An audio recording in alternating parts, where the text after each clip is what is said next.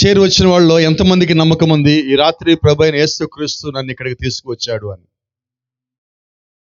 నమ్ముకున్న వాళ్ళు కుడి చేతిని కూడా తీసుకొని వస్తే పైకెత్తండి. నోరు కూడా మీతో పాటు తీసుకొస్తే ఆమెను కూడా చెప్పండి. Praise the Lord. మరి మొదటిగా మరి దేవుని సేవకులు, మరి ప్రయాస భారం కలిగి పరిచయం చేస్తున్న సేవకులు, మమ్మల్ని ఇక్కడ ప్రేమతో ఆహ్వానించి ఆమె నమ్మకం ఉంచి బలిపీఠం అప్పచెప్పిన మరి సుగంధ రత్నం గారికి ప్రభు యేసుక్రీస్తు నామమున వందనాలు. అలాగే వేదిక మీద ప్రతి ఒక్క సేవకుడికి పేరు పేరున వందనాలు. మీ అందరి పేర్లు నాకు తెలియవు, మరి ప్రభు చిత్తమైతే ఇంకోసారి వచ్చిన అందరి పేర్లు తెలుసుకుంటాను నేను. Praise the Lord. అలాగే మరి చక్కగా నడిపించిన సహోదరు జగదీష్ కూడా ప్రభు యేసుక్రీస్తు నామమున వందనాలు. అలాగే మరి ముఖ్యంగా ఇక్కడ మీరు రావటానికి కారణము మరి ప్రభు. ఆయన కనబట్టలేదు, ఎక్కడున్నాడు? నాకు ఉన్నారు ఎక్కడన్నా? సరే, ఎక్కడున్నప్పటికీ ఆయన కూడా ఒక కారణం. ప్రభు యేసుక్రీస్తు మొదటి కారణం అయితే, అలాగే చేరువచ్చిన మీ అందరి యొక్క హృదయాలతో దేవుడు మాట్లాడతాడని నమ్ముతూ ఉన్నాను. ఆమేన్. మరి ఒక చిన్న పని చేద్దాం. మరి లేఖన భాగం నేను చదవాలనుకుంటున్నా. ఎంతమందికి ఇష్టం ఆ పని చేయటం? చదివే ముందు ఒక్కసారి నెహెమ్యా గ్రంథము 8వ అధ్యాయం తెరుద్దాం. ఎక్కడున్న వాళ్ళు అక్కడే ఒకసారి నెహెమ్యా గ్రంథం 8వ అధ్యాయము. రాత్రి నేను ఏం కోరుకుంటా ఉంటానంటే, ఎక్కడికి వెళ్ళినా, ఈ దేశమైనా బయట దేశమైనా ఏ రాష్ట్రమైనా ఒక మాట అడుగుతూ ఉంటా. ఈరోజు మనం అందరము చేయాల్సింది వాక్యానుసారంగా. ఎంతమంది నమ్ముతున్నారు ఆ మాట? అంతేనా? ఎంతమంది వాక్యానుసారంగా ఉండటానికి ఇష్టపడుతున్నారు? చేయొద్దండి. కష్టపడేవాళ్ళు కదా అడిగింది, ఇష్టపడేవాళ్ళండి. మరి ఇష్టంగా చేతులు పైకెత్తితే బాగుంటుంది. రైట్. ఒకసారి నెహెమ్యా గ్రంథము 8వ అధ్యాయం చదువుదామా? 5వ వచనంలో, అప్పుడు ఎజ్రా అందరికంటే ఎత్తుగా నిలవబడి జనులందరూ చూస్తుండగా గ్రంథం విప్పెను. ఒకసారి కింద కూర్చోవాలని చదువుతారు అక్కడి నుంచి. మరి నిలబడదాం ఒకసారి మనం కూడా.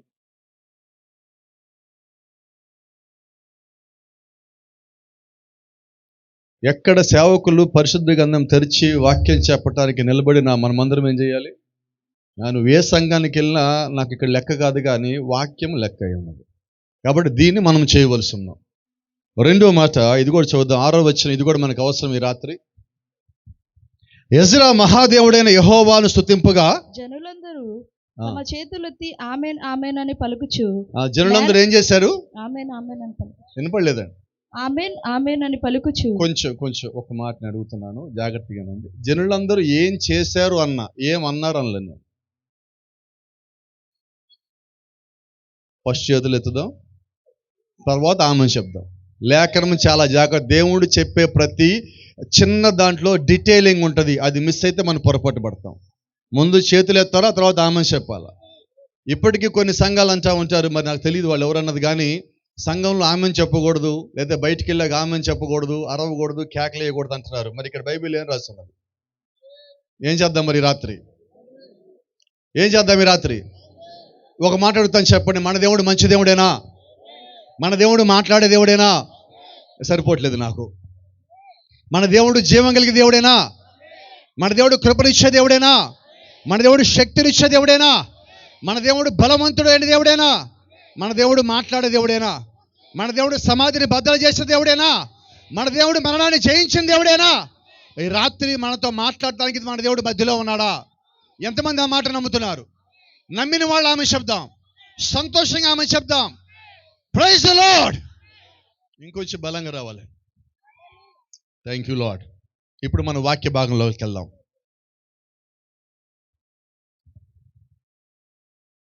ఒకసారి మీకు అక్కడ కనిపిస్తుంది అనుకుంటున్నా, స్క్రీన్ మీద కనబడుతున్నదా?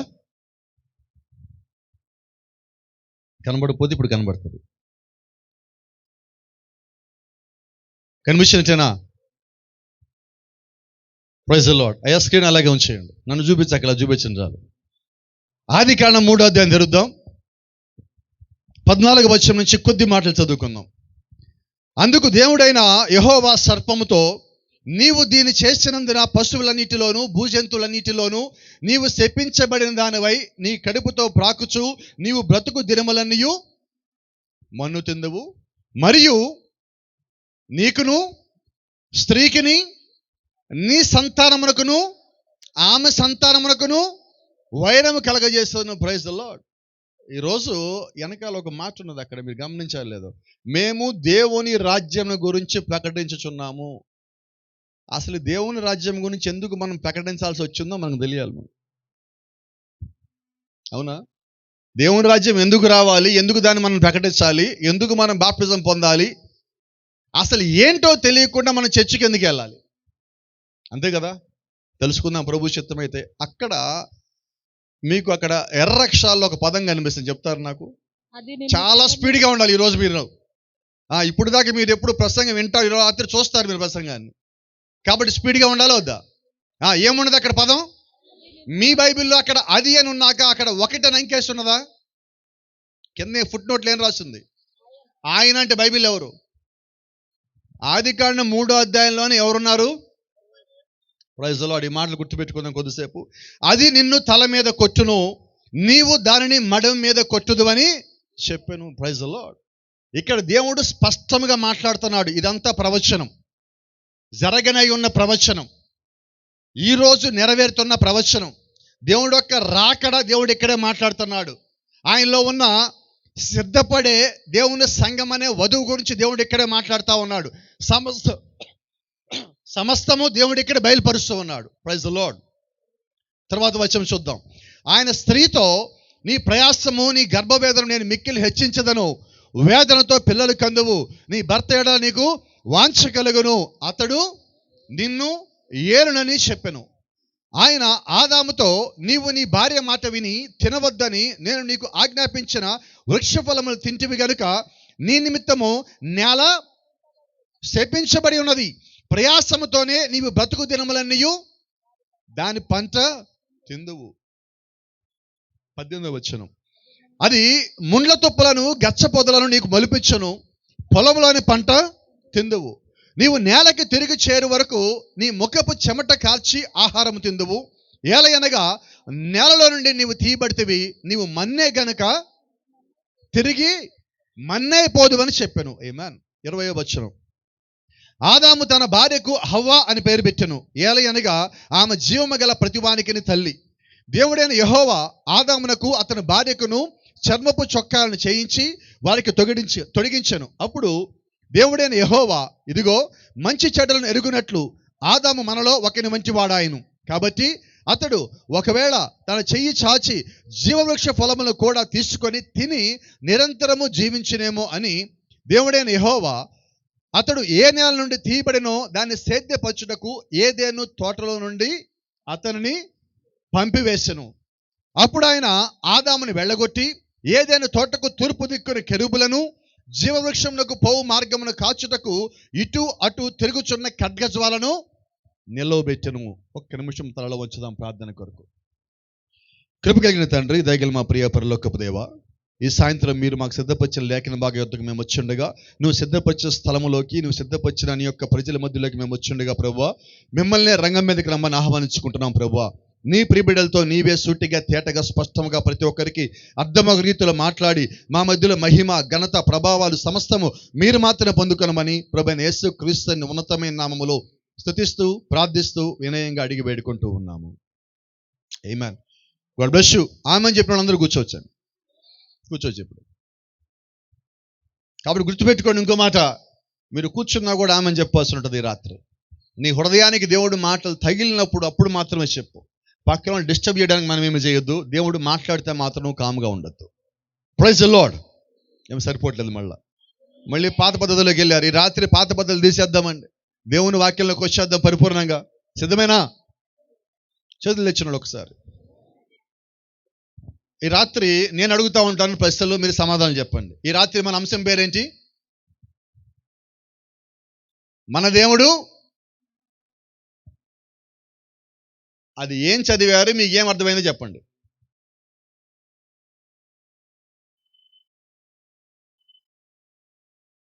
ఏం చదివారు, మీకు ఏం అర్థమైంది? చాలా జాగ్రత్త అండి, బైబిల్ కూడా ఇలాగే ఉంటుంది. అక్కడ ఏం రాస్తుందంటే, మన దేవుడు నీ గురించి ఒక ఆలోచన కలిగి ఉన్నాడంటే మనం కూడా నీ గురించి అంటున్నాం. అంతేనా? ఎవరి గురించి అది? మరి మనకేమర్థం అవ్వాలి ఇప్పుడు? చెప్పండి, ఈ రాత్రి అంశం ఏంటి? Praise the Lord. ఇప్పుడు ఎలా అడుగుతాను, ఇంకో ప్రశ్న సమాధానం చెప్తారు కానీ, నమ్మువానికి నమ్ముట, ఇదండి బైబిల్. ఇదండి బైబిల్. నాకు తెలిసిన బైబిల్ ఇది. దేవుడు ఇప్పుడు బైబిల్ ఎవరి కోసం రాశాడు? వినపడలేదండి. మన కోసం రాయలేదు. ఎవరి కోసం రాశాడు? Praise the Lord. ఆయన పరలోకం నుంచి కిందకి ఎవరి కోసం వచ్చాడు? పాపం చేసింది ఎవరు? బాప్టిజం ఎవరికి కావాలి? రక్షణ ఎవరికి కావాలి? చర్చికి ఎవరు రావాలి? మారు మనసు ఎవరు కావాలి? రక్తం కిందకి ఎవరు రావాలి? పరలోక రాజ్యానికి ఎవరు వెళ్ళాలి? ఎవరు పాపాన్ని వదిలేయాలి? ఎవరు ప్రార్థన చేయాలి? ఎవరు పరిశుద్ధాత్మను పొందుకోవాలి? పరలోక రాజ్యం ఎవరి కొరకు? ఏమో సమాధానం రావట్లేదు ఎవరి దగ్గర నుంచి. ఈ రాత్రి మీరు నిద్రపోవడానికి అవకాశం లేదు. కాబట్టి ఈ రాత్రి ఒక మాట మీకు జ్ఞాపకం చేస్తున్నా. మన దేవుడు నీ గురించి నా గురించి ఒక ఆలోచన కలిగి ఉన్నాడు. ఈ సంగతి నీకు అర్థమైతే నీకు చాలా సంగతులు అర్థమవుతాయి. మన జీవితంలో జరిగే ప్రతి దాని వెనకాల దేవుడు ఒక ఆలోచన ఉన్నది. ఆ ఆలోచన నీకు అర్థమైనప్పుడు దేవుడు కృప ఏంటి, ఆయన యొక్క శక్తి ఏంటి, ఆయన యొక్క బలం ఏంటి నీకు అర్థమవుతుంది. నీకున్న ప్రతి పరిస్థితిని ఎలాగ దాటుకోవాలో నీకు అర్థమవుతుంది. నీ కొరకు ఆయన ఎదురు చూస్తున్నాడు అన్న సంగతి నీకు అర్థమవుతుంది. అవునా? చాలామంది అంటూ ఉంటారు, ఒక వయసు అయిపోయిన వాళ్ళు, కొద్దిమంది దేవుళ్ళు చాలా కాలం తిరిగిన వాళ్ళు, ఇక వాళ్ళు బయటికి వెళ్ళలేని స్థితి వచ్చినప్పుడు మంచం మీద ఉండిపోయిన వాళ్ళు అంటూ ఉంటారు, నేను ఆయన రాకడ కొరకు. చెప్పరే గట్టిగా ఎవరి కొరకు? ఇంకెంతకాలం ప్రభువా అంటున్నారు. అయితే ఒక మాట చెప్పనా, యేసుక్రీస్తు నీ కొరకు ఎంతకాలం ఎదురు చూస్తున్నాడు? ఎవరు సమాధానం చెప్పరు ఈ పూట. జగత్తుకి పునాది వేయబట్టానికన్నా ముందు నుంచే నీ కొరకు ఎదురు చూస్తున్నాడు. మనం 2 సంవత్సరాలు ఎదురు చూసాం గట్టిగా.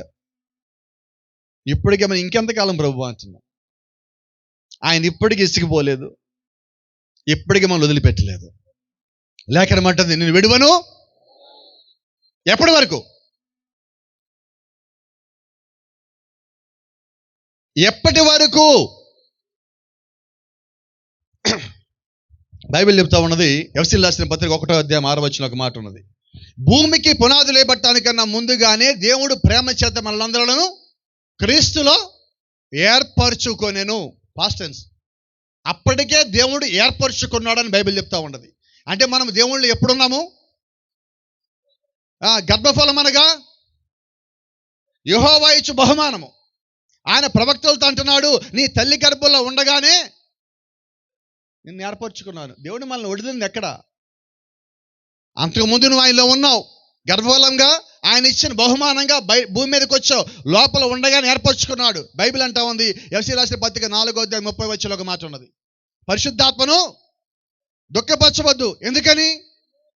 విమోచన దినం వరకు, until the day of redemption you are sealed by the Spirit of God. దేవుడు యొక్క ఆత్మ చేత మీరు ముద్రించబడి ఉన్నారు. ఒక మాట అడగచ్చా, ఇప్పుడు మనం ఎక్కడ ఉన్నట్టు? ఎవరు సమాధానం తేలేదు ఇప్పుడు. ఎక్కడున్నామండి మనం? దేవుడు యొక్క ఆత్మ చేత ముద్రించబడి నీవు ఉన్నప్పుడు నీ కొరకు రక్షణ ఉన్నదని నీకు తెలుసా? నీ కొరకు దేవుడు కృప ఉన్నదన్న సంగతి నీకు తెలుసా? ఆయన కన్నులు నీ మీదే ఉన్నాయి అన్న సంగతి నీకు తెలుసుంటే నీ ముందున్న పరిస్థితులు చూసి నువ్వు ఎప్పుడు బాధపడవు, భయపడవు, చింతించవు, ఏడవవు, కన్నీరు కాచవు, రోధించవు. ఎవరో ఒకరికి చెప్పుకుంటే నా బాధ తీర్చదనుకోవు. ప్రార్థన చేసి దేవుడి కార్యం చేస్తాడని నమ్మేవాడిగా ఉంటావు. ఆమె చెప్పాడు, కొద్దిమంది వచ్చారు. Praise the Lord. ఒక మాట జ్ఞాపకం చేస్తాను, త్వరగా మనకు అర్థం అవ్వాలి కదా కొన్ని సంగతులు, అందుకని మీకు చూపిస్తాను. అక్కడ మీకు ఏదన్నా కనబడుతుందా? మన ఏరియా అంతా చేప కనిపిస్తే ఏం చేస్తాం? తినేస్తాం మనం. అయితే మీకు రహస్యం ఉంది చేపలో. ఈ చేప నీటి లోపలికి రావటానికన్నా ముందుగానే దేవుడు చేప కొరకు నీటిని సృష్టించాడు. నిజమేనా? నేను అడుగుతున్నాను, ఈ రాత్రి నువ్వు చేప కన్నా శ్రేష్టము కాదా? ఎంతమంది నమ్ముతారన్నమాట? నువ్వు చేప కన్నా శ్రేష్టమేనా? దేవుడు చేప కొరకే అంత సముద్రపు నీటిని సృష్టించినట్లయితే నీ కొరకు ఆయన ఇంకా ఎక్కువగా సృష్టించగలడు కదా. అందుకే అంట, నమ్ముట నీ వలన అయితే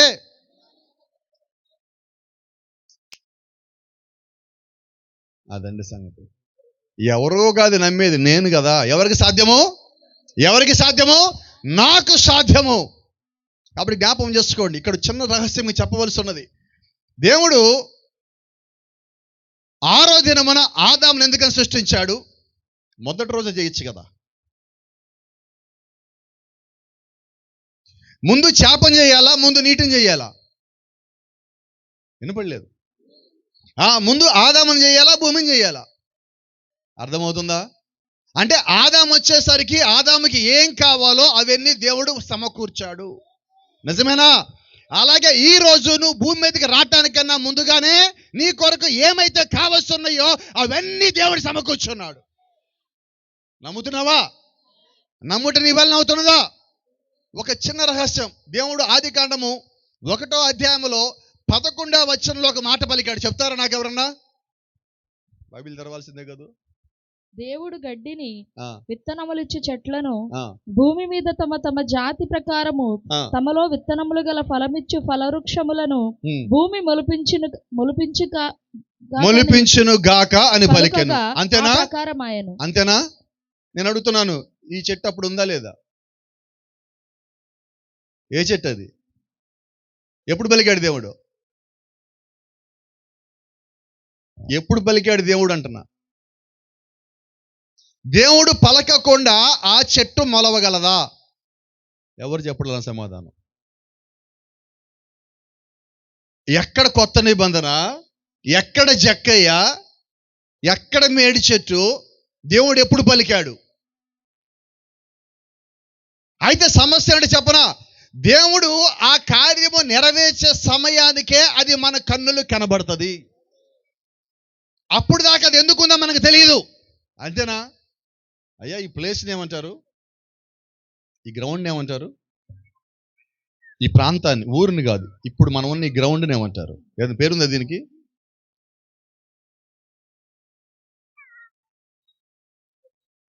సరే, ఈ ఖాళీ స్థలాన్ని ఈ కూడి కొరకు మనం వాడుకుంటున్నాం. నిజమేనా? నేను అడుగుతున్నాను, ఈ ఖాళీ స్థలాన్ని దేవుడు ఎప్పుడు సృష్టించాడు? వినపడలా? అర్థమవుతుందా? ఈ రోజుకి మన దృష్టిలో ఇది ఇక్కడ ఎంత బాగుంది, ఈ స్థలం కూడిక పెట్టుకోవడానికి అనుకుంటున్నాం. అయితే దేవుడికి అప్పుడే తెలుసు కదా ఈ రాత్రి ఇక్కడ కూడిక జరుగుతుందని. అలాగే నీ జీవితంలో కదా, అది నీ కన్నుల ముందుకు వచ్చిన తర్వాతే దేవుడు కార్యం ఏంటో నీకు తెలుస్తుంది. నీ ఒక్కడి గురించే దేవుడు ఆలోచన కలిగి లేడు, నీ కుటుంబం అంతటి గురించి ఆలోచన కలిగి ఉన్నాడు. నీ కుటుంబంలో ఉన్న ప్రతి ఒక్క వ్యక్తి గురించి ఆయన స్పష్టమైన ఆలోచన కలిగి ఉన్నాడు. If you are able to see the grace of God and you can see it. దేవుడు యొక్క కృపనుగా నువ్వు చూడగలిగినట్లయితే నిశ్చయంగా ఆయన యొక్క అద్భుత కార్యములు నీ జీవితంలో చూడగలవు.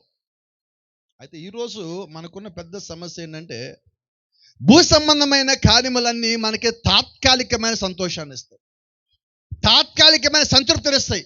దానిలో పరిపూర్ణత లేదు. దేవుడు ఆయన యొక్క పరిపూర్ణత ఎక్కడ ఉన్నాయి అంటే దేవుని యొక్క సంపూర్ణమైన వాక్యములో ఉన్నాయి. అంతేనా? నేను అడుగుతున్నాను, ఒక నిజమైన సేవకుడు కానీ, నిజమైన విశ్వాసి కానీ, నువ్వు ఎంత గొప్ప భోజనం పెట్టినా, ఎంత గొప్ప వస్త్రములు ఇచ్చినా వారు సంతోషపడరు. కానీ ఒక బలమైన వాక్యం వారికి వినిపించినప్పుడు, వినపడలేదు నాకు ఎక్కడ, గట్టిగా రావట్లేదు ఎక్కడి నుంచి, బలమైన వాక్యం వారికి వినిపించినప్పుడు, పరిశుద్ధాత్మ తాకిడిని వారు చూసినప్పుడు, దేవుడు యొక్క స్వస్థత కార్యము వారు చూసినప్పుడు వారు అంటారు కదా, ఇది అన్నిటికన్నా శ్రేష్టమైనది కాదా? ఇది దేవుడు యొక్క కృప కాదా? ఇది ఆయన యొక్క శక్తి కాదా? ఇది ఆయన యొక్క ప్రభావం కాదా? దేవుని చూడటం కన్నా భూమి మీద గొప్ప సంగతి ఏది లేదు. దేవుని నామానికి మహిమ కలుగును గాక. Praise the Lord. అయితే ఈ రాత్రి మీకు సంగతి చెప్తా ఉన్నా. నిజంగా దేవుడి గురించి, దేవుడి యొక్క కృపల గురించి నీకు తెలియాలంటే దాని గురించి భూమి మీద ఏ సేవకుడు చెప్పలేడు. అంతేనా? ఒకసారి గొప్ప సేవకుడు మాట్లాడితే ఎలాగంటున్నాడు, యేసుక్రీస్తు ప్రేమను గురించి చెప్పాలంటే భూమి మీద ఉన్న చెట్లన్నిటిని పెన్నులుగా చేసి, ఈ భూమి అంతా పేపర్గా చేసి, సముద్రపు నీటిని ఇంకుగా చేసి, ఆ పెన్నుల్లో పోసి భూమి అనే పేపర్ మీద రాస్తే సముద్రంలో నీరు ఎండిపోతుంది, భూమి మీద చెట్లన్నీ అయిపోతున్నాయి, భూమి అంతా నిండిపోతుంది. అయినను ఇంకా యేసుక్రీస్తు ప్రేమ ఇంకా మిగిలే ఉన్నది అంటున్నాడు. ఎంత గొప్ప ప్రేమ ఆయనది. అయితే అంత గొప్ప ప్రేమ దేవుడు ఒక చిన్న పుస్తకంలో పెట్టి మనకిచ్చాడు. చాలా మందికి మరి ఈ మాట చెప్తే కష్టంగా ఉంటుందేమో, కానీ నేను చెప్తా ఉన్నా, దేవుడు నాతో ఎలాగ మాట్లాడాడో నేను మీతో అలాగే మాట్లాడుతున్నా. నాకు ఆయన చెప్పి నేను ఈ రాత్రి మీకు చెప్తా ఉన్నా. గమనించండి, దేవుడు ఏమై ఉన్నాడు? గట్టిగా రావట్లేదు ఎక్కడ. నమ్మినోళ్ళు చెప్పండి, అందరూ వద్దు, నమ్మినోళ్ళు మాత్రం చెప్పండి. దేవుడు ఏమై ఉన్నాడు? రైట్. ఇప్పుడు దేవుడు ప్రేమ అయి ఉంటే ఇప్పుడు దేవుడు రాసిన ఈ బైబిల్ ఏంటి? వినపడలేదు, గట్టిగా చెప్పండి. ఏం లేక నేను అడుగుతున్నాను, కోపం రాదు కదా. దేవుడు ప్రియుడైతే, నువ్వు ప్రియురాలైతే, ఈ బైబిల్ ప్రేమ లేకైతే దేవుడు నీకు రాస్తే ప్రేమ లేక చదివావా అంటున్నా. చెయ్యత్తరు ఎవరు? చెయ్యత్తరు ఎవరు అంటున్నా. నీకు ఇచ్చిన బైబిల్ని, నీకు ఇచ్చిన ప్రేమ లేక దేవుడు ప్రేమతో, ఆయన ఒక రక్తంతో, ఆయన ఒక కృపతో ఆయన నీ కొరకు పరలోకం విడిచిపెట్టి కిందకు వచ్చి ఆ సంగతులు మొత్తం రాస్తే నువ్వు ఒక్కసారైనా చదివావా అంటున్నా. ఒక మాట అడుగుతానండి, చెప్పండి. ఇక్కడ ఉన్న వాళ్ళలో ఎంతమంది మన దగ్గర దేవుడిచ్చిన బైబిల్ని ఆదికాండం నుంచి ప్రకటన గ్రంథం 22వ అధ్యాయం వరకు పూర్తిగా నేను చదివాను అన్నోళ్ళు చెయ్యొద్దండి. ఒక్కసారైనా చదివిన వాళ్ళు.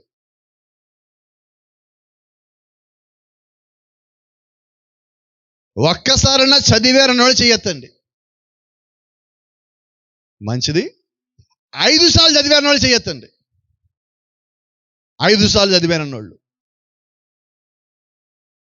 వాళ్ళు అందరూ చాలా ఎక్కువ సార్లు చదివి ఉంటారు, నేను తక్కువ నెంబర్ చెప్తున్నానేమో. సరే పోనీ 10 సార్లు చదివిన వాళ్ళు చెయ్యొద్దండి.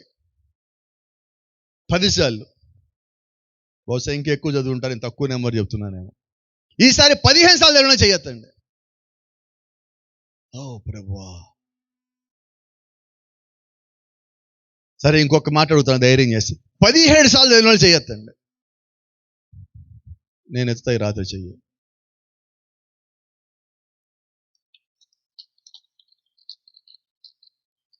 నేను చదివిన చప్పట్లు కొట్టారా, మీ చదవలేని చప్పట్లు కొట్టారా? ఇదేంటిది? సరే ఒక చిన్న మాట అడగండి మళ్ళా. ఇక్కడున్న వాళ్ళు ఎవరన్నా కానీ బైబిల్ని ఒక్కసారి ఆదికాండం 1వ అధ్యాయం దగ్గర నుంచి ప్రకటన 22 వరకు మోకాళ్ళ మీద చదివితే చేయొద్దండి.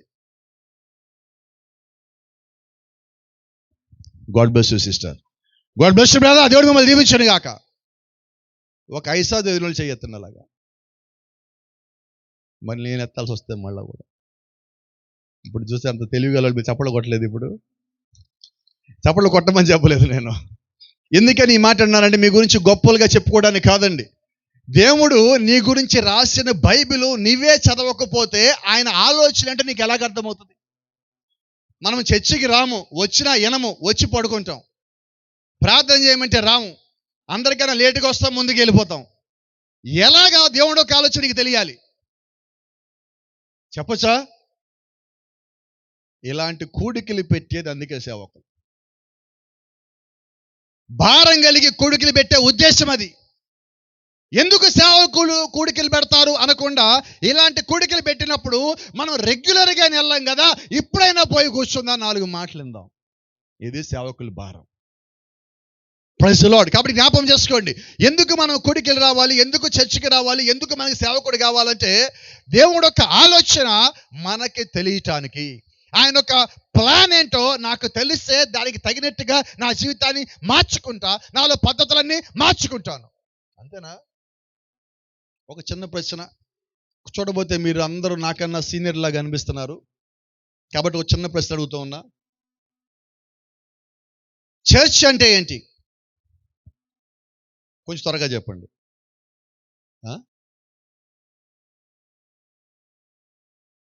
అమ్మా ఏంటి? దేవుని తర్వాత మాట్లాడదాం దాని గురించి. ఇప్పుడు చెప్పండి, చర్చ్ అంటే ఏంటి? అందరూ ఎక్కడికి వెళ్తున్నామంటే ఆదివారం ఏం చెప్తాం? చర్చికి పోతున్నాం, చర్చికి పోతున్నాం, చర్చికి పోతున్నాం. చర్చ్ అంటే ఏంటి? చెప్పరా రహస్యం ఏంటో? సంఘము లేకపోతే చర్చ్ అన్న పదానికి అర్థం ఏంటి తెలుసా? లోకములోంచి బయటికి పిలువబడుట. ఎక్కడికి వెళ్తున్నాం మనం ఇప్పుడు? లోకములోంచి బయటికి పిలువబడిన వారు కూడుకునే సహవాసానికి వెళ్తున్నాం. అంతేనా? ఒక మాట్లాడగచ్చా ఇప్పుడు?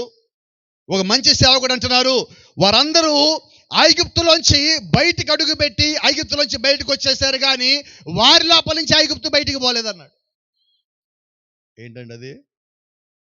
ఐగుప్తులోంచి బయటకు వచ్చారు కానీ వారిలోంచి ఐగుప్తు బయటికి పోలేదు. మీరు అనొచ్చు, పాస్టర్ గారు మాకెందుకు ఆ సంగతులని. ఇక్కడికి వద్దాం. మనమందరం లోకంలోంచి బయటకు వచ్చాము కానీ చెప్పరు ఎవరు. సహాయం చేయండి కొంచెం నాకు. మన లోపల నుంచి లోకము. అందుకని కొడుకులు కావాలి, అందుకని సేవకులు కావాలి, అందుకని సంఘాలు కావాలి, అందుకని ప్రార్థన కావాలి, అందుకని భారమ కావాలి, అందుకని పరిశుద్ధాత్మ కావాలి, అందుకని నాయకత్వం కావాలి, అందుకని నడిపింపు కావాలి, అందుకని విశ్వాసం కావాలి, అందుకని పరిశుద్ధ గంధం కావాలి, అందుకని లేఖనము మనతో మాట్లాడే విధముగా మన జీవితాలు మార్చుకోవాలి. Praise the Lord. ఏదో చర్చికి వచ్చామా వెళ్ళామా కాదండి. చర్చికి వచ్చామంటే అర్థం ఏంటి తెలుసా? లోకంలో ఉన్న ఒక సంగతి మనం విడిచిపెట్టిపోవాలి. చూడండి, ఎవరు ఆమని చెప్పలేదు, అయినా కూడా చెప్పలేదు కదా. ఎంత కష్టంగా ఉంది. ఏదో ఒకటి విడిచిపెట్టాలంటే కష్టమా కాదా? కష్టమా కాదా? ఒక మాట అడుగుతాను, పరలోకం వెళ్ళటం ఈజీయా, విడిచిపెట్టడం ఈజీయా?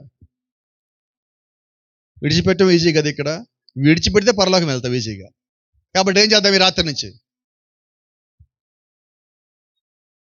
మేము ఏదో ఒకటి ఖచ్చితంగా వదిలేస్తామని వాళ్ళు చేయొద్దండి.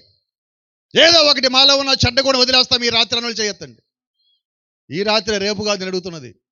ఎందుకంటే బైబిల్ అంటే ఒకవేళ రేపే పరలోకం వస్తే, ఇక్కడ రాసినట్టుగా దేపే దేవుని ఒక రాజ్యంగానే వస్తే మిస్ అయిపోతాం కదా. ఈ రాత్రి వదిలేస్తే రేపు పొద్దున్న దాని లోపల ఉంటామేమో.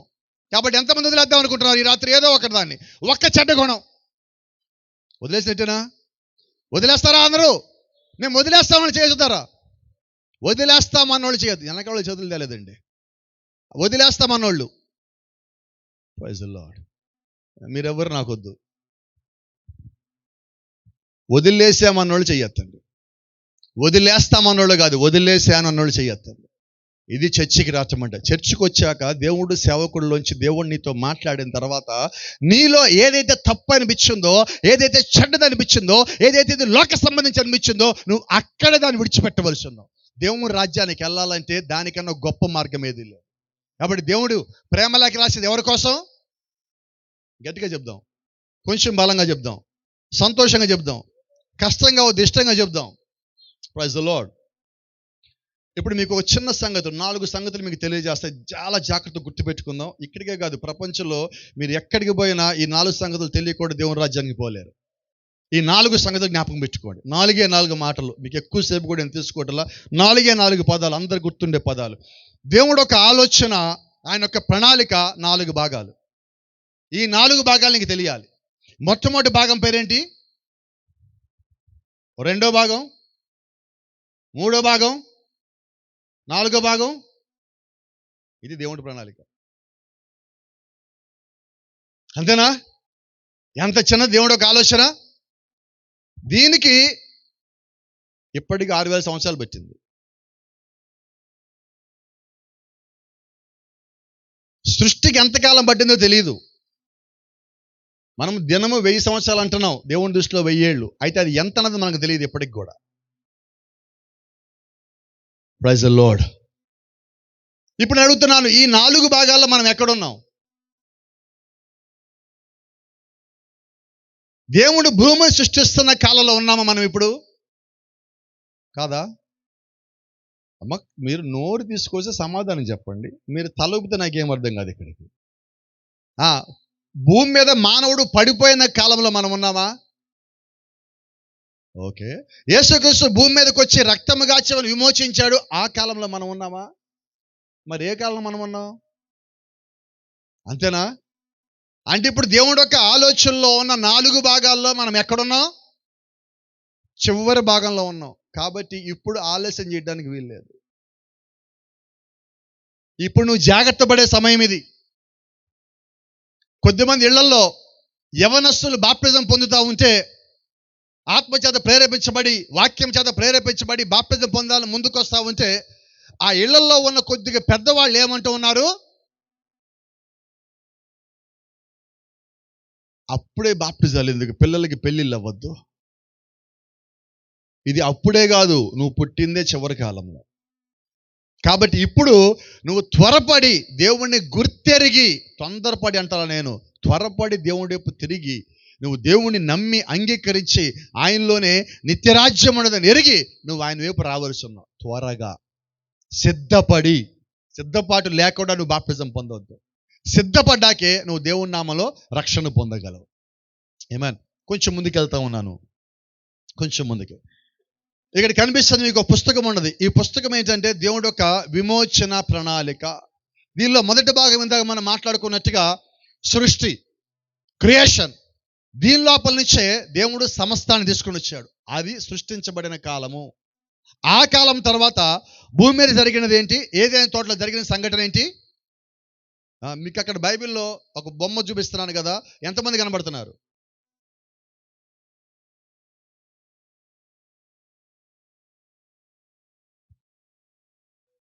ముగ్గురున్నారా, ఇద్దరున్నారా? అర్థమవుతుందా? అపవాది కూడా అలాగే ఉంటాడు, కనబడకుండా. కాబట్టి చాలా జాగ్రత్త. మీరు గమనించండి, కొద్ది మాటలు చెప్తాను, నేను త్వరగా ఇక్కడి నుంచి దాటి వెళ్ళడానికి ఇష్టపడుతున్నా. అక్కడ ఎంతమంది ఉన్నారు? మీరు చాలా జాగ్రత్తగా కొంచెం బైబిల్లో లోతుగా వెళ్ళిన వ్యక్తులైతే, బైబిల్ మొత్తంలో స్త్రీ అని ప్రతి చోట ఎక్కడైతే ఉన్నదో, ఉన్న ప్రతి చోట ఆమె సంఘానికి సాదృశ్యంగా ఉన్నది. అవునా? ఇప్పుడు కూడా ఇక్కడ సంఘం ఉన్నదా? ఆ సంఘం పేరు అవ్వ. అక్కడ పాస్టర్ గారు ఉన్నారా? ఆ పాస్టర్ గారి పేరు ఆదాము. రైట్. అక్కడ ఇంకో పాస్టర్ కూడా ఉన్నాడు. ఉన్నాడా లేడా? ఉన్నాడు. ఇప్పుడు ఆదాం అనే పాస్టర్ గారు ఎవరిని చూస్తున్నారు? అవ్వ అనే సంఘం ఎవరిని చూస్తుంది? జాగ్రత్త. ఈ రాత్రి జాగ్రత్త అని చెప్తాను మీ అందరికీ. దేవుడు మీకు ఇచ్చిన సేవకుడిని కాక నువ్వు అటు ఇటు తిరగద్దు ఎక్కడికి. ఈరోజు సంఘాలుండి బోధించే వాళ్ళకన్నా సంఘాలు లేకుండా యూట్యూబ్లో బోధించే వాళ్ళు ఎక్కువ మంది. నిజమా కాదా? నీకు నీ సేవకుడు ఉండగా మళ్ళీ యూట్యూబ్ ఎందుకు? చర్చికి రాముగానే ఏమంటాం? మేము పెద్ద భాష వర్తమానం వింటున్నాం.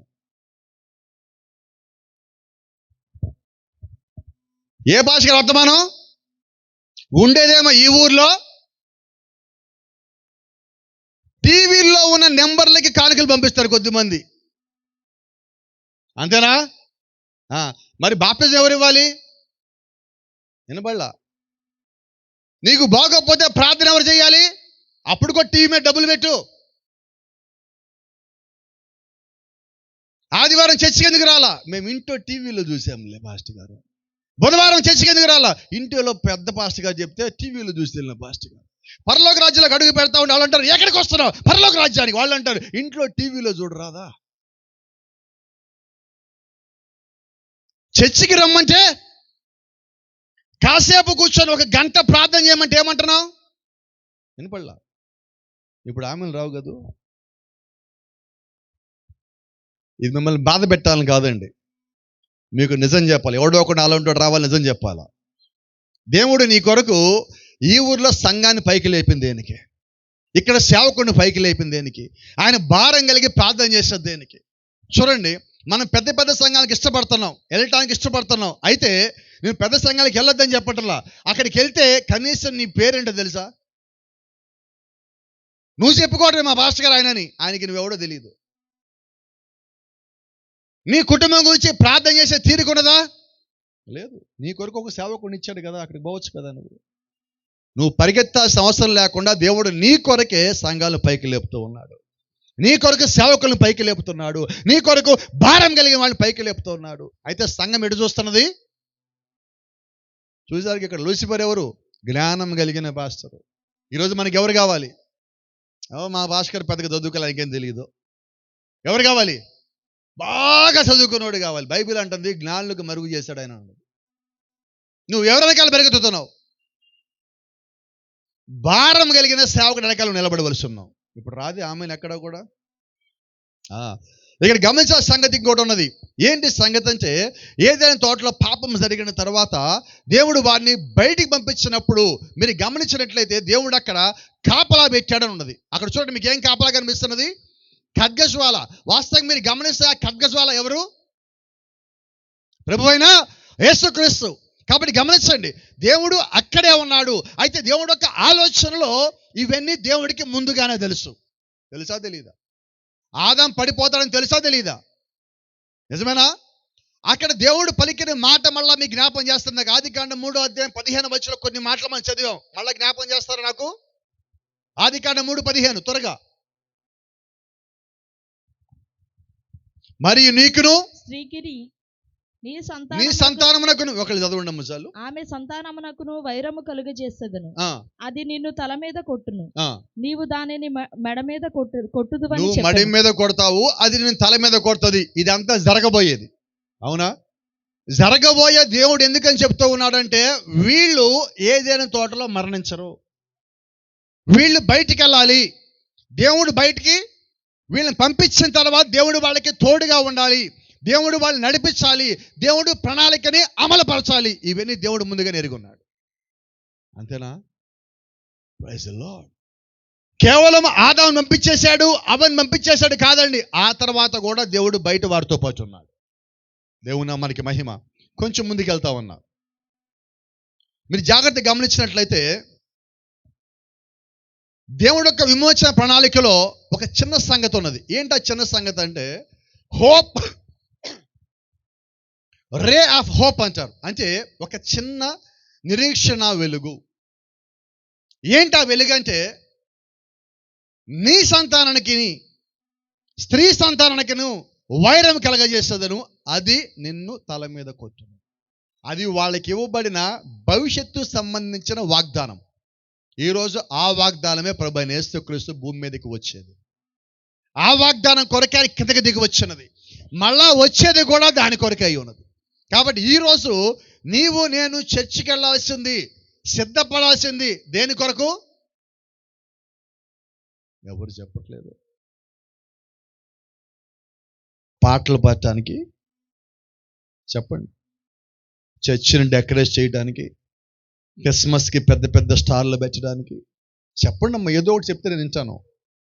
చర్చికి ఎందుకు వెళ్తున్నాం మనం? రెండవ రాకడకి సిద్ధపడటానికి.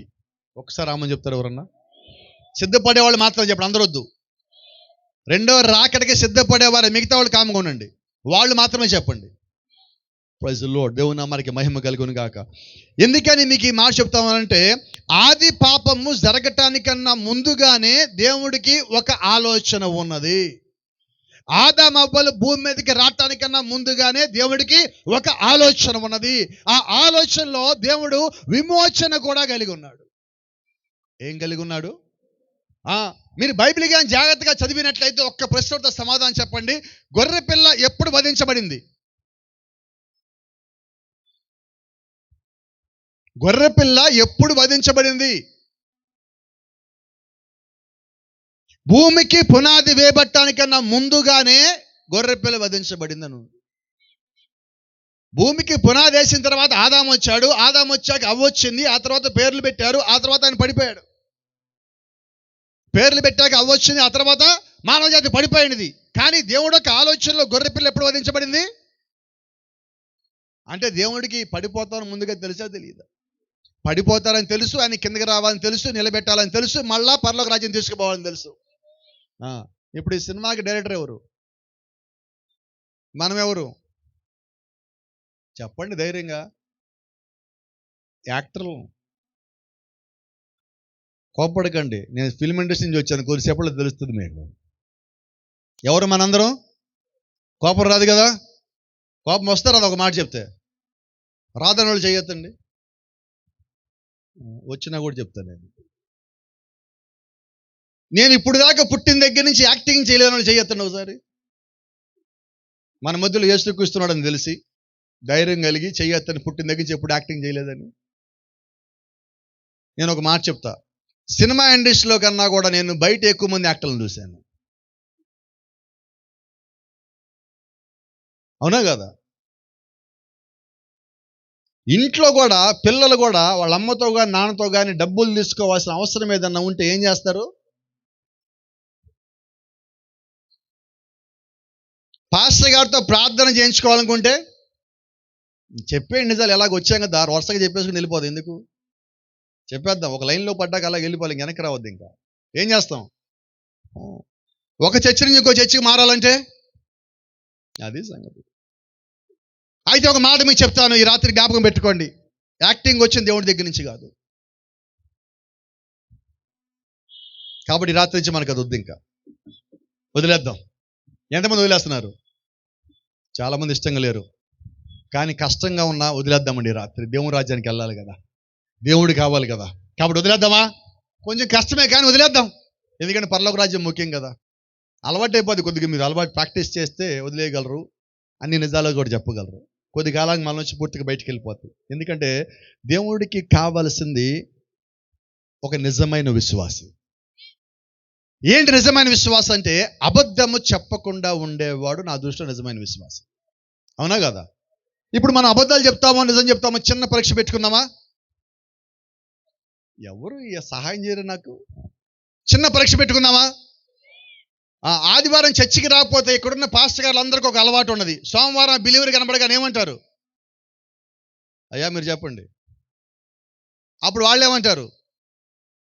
నేను చెప్పిన సమాధానం రాలేదు పాస్టర్ గారు. అడిగింది ఏమని? నువ్వేం చెప్పావు? ఆయన చెప్పిందే కదా, వేరే ఏం చెప్పావు అంటే ఇప్పుడు మనం ఏం చేసాం? వినపడలా. యాక్టింగేనా? మానేద్దామా? ఇంకో పెద్ద అబద్ధం చెప్తాం. మన దగ్గర రెడీమేడ్ ఆన్సర్ ఉంటుంది ఒకటి. చర్చికి ఎందుకు రాలేదు? పాస్టర్ గారు మీకు సంగతి చెప్పనా, ఇక్కడున్న ప్రతి పాస్టర్ గారు తెలిసి మీరు అబద్ధం చెప్పారని. సోమవారం మీరు చెప్పే అబద్ధాలని వాళ్ళకి తెలుసు, అయినా వాళ్ళకి కొంటారు. వీళ్ళు అబద్ధమే చెప్తున్నారు అనుకుంటారు, వెళ్తారు అక్కడి నుంచి. వాళ్ళు అలాగ అనుకోనీకండి. ఈ రోజు నుంచి మనం చెప్పే పెద్ద అబద్ధం ఏంటి చెప్పనా? ఆదివారం చర్చికి ఎందుకు రాలేదంటే చుట్టాలు వచ్చారు, తర్వాత ఒంట్లో బాగలేదండి. అవునా? చెప్పేస్తున్నారు వెనకాల నుంచి వాళ్ళు. అంటే వాళ్ళకి కూడా తెలిసేనే మనం చెప్పేది అబద్ధాలని. కాబట్టి ఈ రాత్రి నుంచి ఏం చేద్దాం? చెప్పండి గట్టిగా. వదిలేద్దామా? వదిలేశారా? వదిలేద్దామన్నారు ఎవరో. వదిలేశాను. ఈ రాత్రి మీరు ఇక్కడికి వచ్చిన ఒక మేలు చేశారు. ఏంటంటే చాలా వదిలేసిపోతున్నారు ఇక్కడి నుంచి.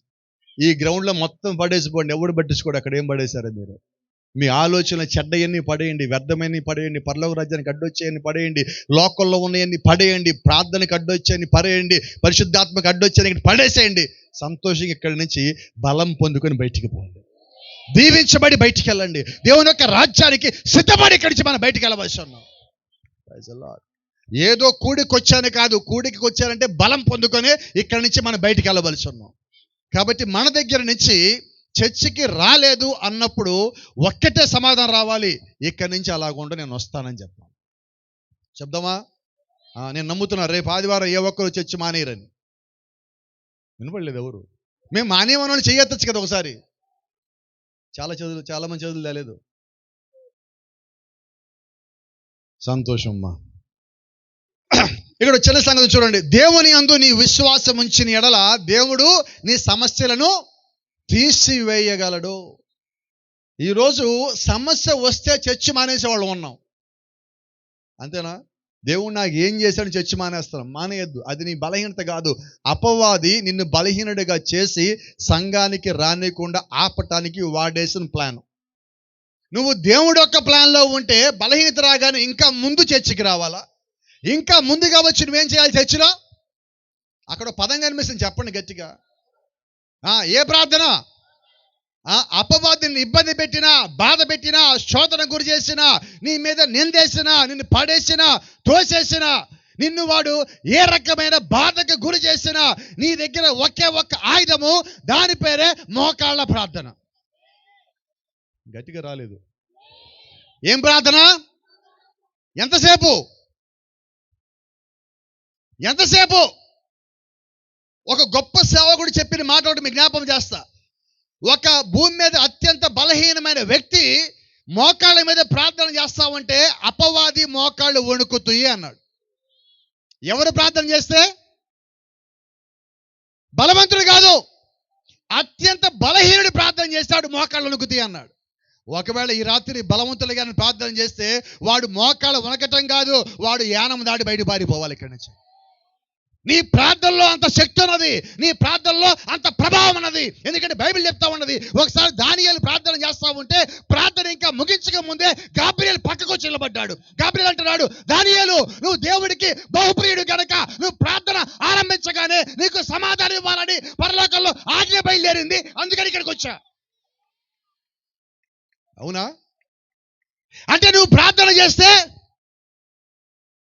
నీ కొరకు సహాయం పరలోకం నుంచి రావాల్సి ఉన్నది, దేవుడి సైన్యం నుంచి రావాల్సి ఉన్నది, దేవుడి యొక్క దూతలు నీ కొరకు రావాల్సి ఉన్నారు. సరిపోవట్లేదు నాకు ఎందుకనో. నిజమేనా? భూమి మీద ఒకసారి షద్రకు మేషకు అబేద్నెగో అని 3 పిల్లలు ఉన్నారు. ఆ 3 పిల్లలకి మనలాగా చర్చ్ లేదు, మనలాగా పాస్టర్ గారు లేరు, మనలాగా సంఘ పెద్దలు లేరు, మనలాగా డీకన్ లేరు, మనలాగా పాటల పుస్తకాలు లేవు, మనలాగా బైబిల్ లేవు. వాళ్ళు ఎప్పుడో చిన్నప్పుడు బానిసలుగా అమ్మటానికన్నా ముందుగా వారన్న సండే స్కూల్ కథలు తప్ప ఇంకేం తెలియదు. కానీ వాళ్ళ విశ్వాసం ఎలాగ ఉన్నది? నాకు కావాల్సిన సమాధానం రాలేదు. వాళ్ళ విశ్వాసం ఎలాగ ఉందో చెప్పనా? మనకన్నా ఎక్కువ ఉంది.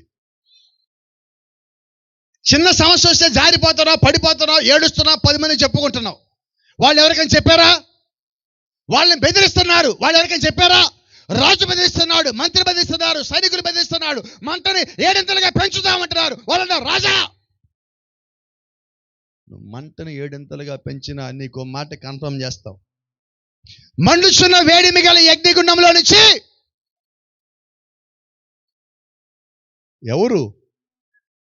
ఎవరు వాళ్ళు ఒక మాట అంటున్నారు, మండుచున్న వేడి మిగల అగ్నిగుండంలో నుంచి మా దేవుడు. ఎవరు? మా దేవుడు తప్పించగల సమర్థుడు. ఆ 3 ఒక సంగతి అర్థమైంది, వాళ్ళ గురించి దేవుడి దగ్గర ఒక ఆలోచన ఉన్నది అని. మరి ఈరోజు నీకు అర్థమైనదా? నీకు అర్థమవుతుందా? మండుచున్న అగ్నిగుండంలో పడేయటానికి వాళ్ళు రెడీ అవుతున్నప్పటికీ కూడా వాళ్ళు అంటున్నారు, ఇక్కడి నుంచి కూడా మా దేవుడు తప్పించగలడు.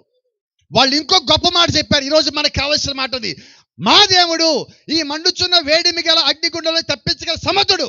ఒకవేళ రాజా, ఒకవేళ ఆయన తప్పించకపోయినా ఆయనే మా దేవుడు. ఏం మాట అది? ఈరోజు నిజంగా ఒక విశ్వాసి అటువంటి బలమైన నిర్ణయం ఎలా ఉంటే ఈరోజు భూమి అంతా కంపించేదిగా ఉంటుంది, సంఘాలలాగా ఉంటే ఊరంతా కదిలేదిగా ఉంటుంది. నువ్వు ఏ సంఘమో నాకు తెలియదు. రాత్రి నీకు ఒక మాట చెప్తున్నా, నువ్వు ఏ ఇంట్లోంచి వచ్చావో నాకు తెలియదు, ఏ కులం మతంలోంచి వచ్చావో నాకు తెలియదు. అయితే నీవు నిజమైన క్రైస్తవుడు అయితే అదిగో అటువంటి విశ్వాసము నీ లోపల ఉండాలి, అటువంటి విశ్వాసము నీ క్రియల్లో ఉండాలి, అటువంటి విశ్వాసము నీ మాటల్లో ఉండాలి, అటువంటి విశ్వాసం మీదే నువ్వు కట్టబడి ఉండాలి. ఉన్నామా? వినపడలేదు? ఈరోజు నీలో ఉన్న విశ్వాసం ఎలా ఉండాలంటే సంఘాల్ని కదిలించాలి, ఊర్లు కదిలించాలి. విశ్వాసం కదిలించినప్పుడు నీ లోపల గొప్ప కార్యములు దేవుడు బయటికి తీసుకురాగలడు.